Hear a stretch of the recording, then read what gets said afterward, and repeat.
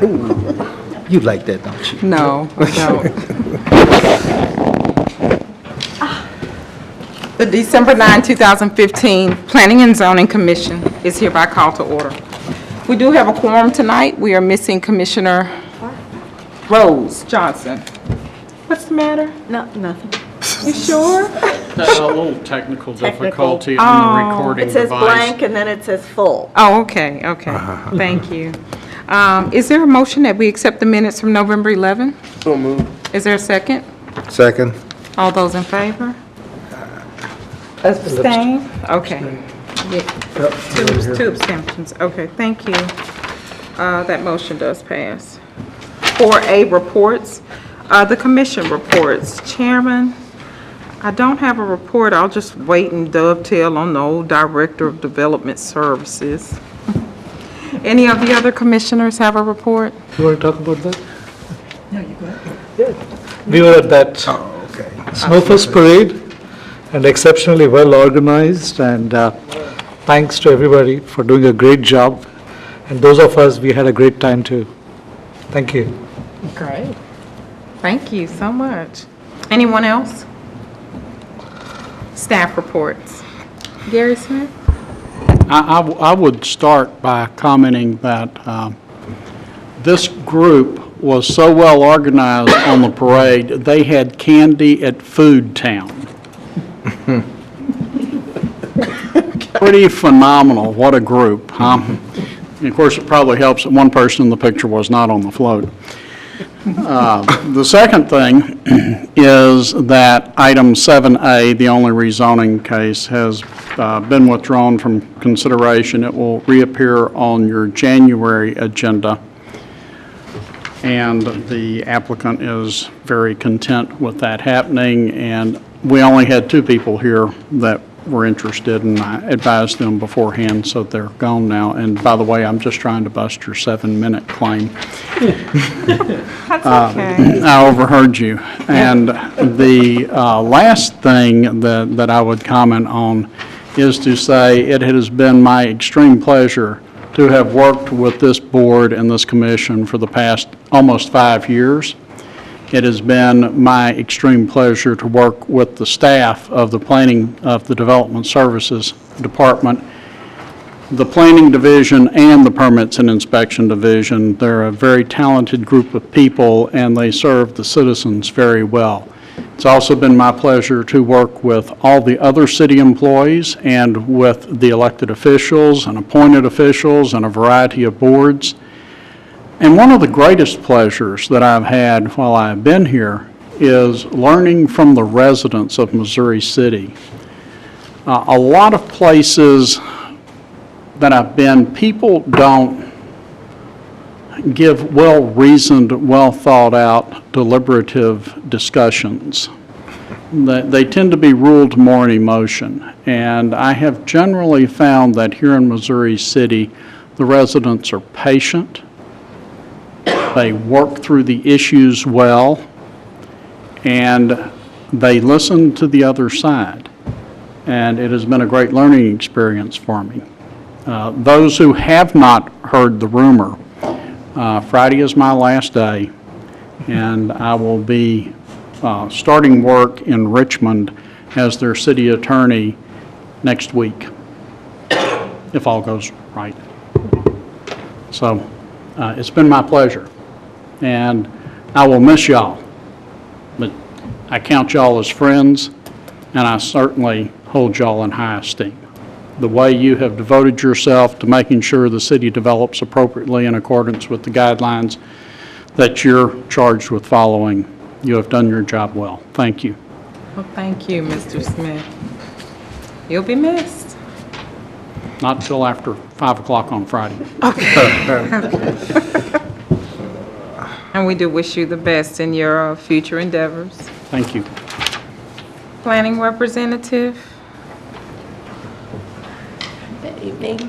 I just have a clarification that I want to make for the correction that we made at the last meeting for the Pebble Creek, the subdivision of Court Road in Columbia Blue.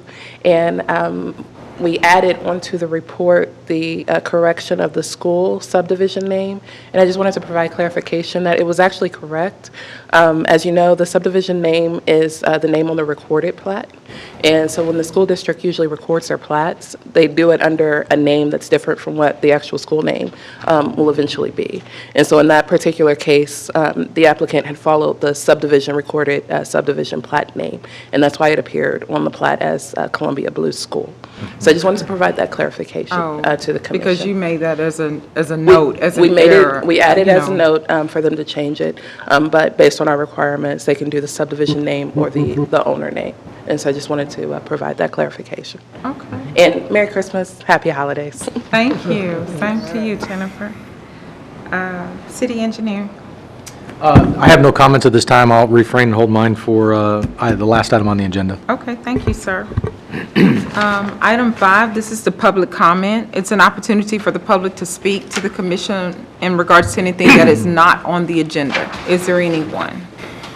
Seeing none, thank you. Item 6, the plats. A, this will be the consent agenda. Number 1, consider approval of a preliminary plat for Sienna Timewise.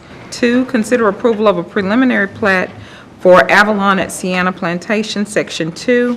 3, consider approval of a final plat for Harvest United Methodist Church. 4, consider approval of a final plat for Park 890. And 5, consider approval of a final plat for Creekstone Assisted Living Center. Is there? Motion, we approve the consent agenda. Thank you. Is there a second? Second. Are there any questions? All those in favor? Mr. Goff, did you vote? Yes. Yo, I'm sorry. Okay. That motion carries. I didn't see your hand. I'm Okay, sorry, sir. Item 7 was indeed pulled. 8, we have no zoning text amendments, and number 9. Mr. Upton? Yes, ma'am. Thank you very much. As you know, it's that time of year again. Every 6 months, we take a look, review our impact fees for our 3 areas. Those 3 areas being the Lake Olympia Parkway Extension, the Mustang Bayou area, and also the Northeast Oyster Creek watershed. Of that, we look at those items, review them, take a look, make sure everything is fair and reasonable, that there's no inequalities that exist.